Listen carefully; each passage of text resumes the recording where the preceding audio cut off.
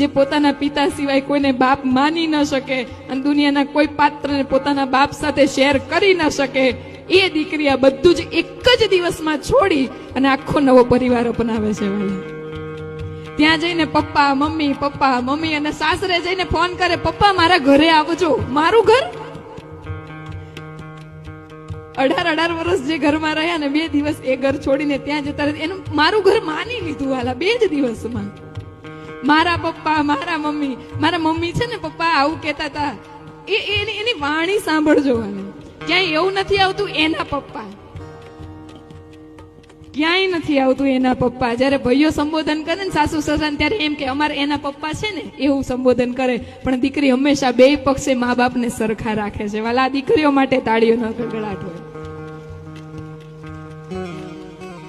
ગમે એટલી દૂર હોય ને દીકરી, તો પણ બાપને કઈ તકલીફ પડે તો એ દોડતી આવે છે.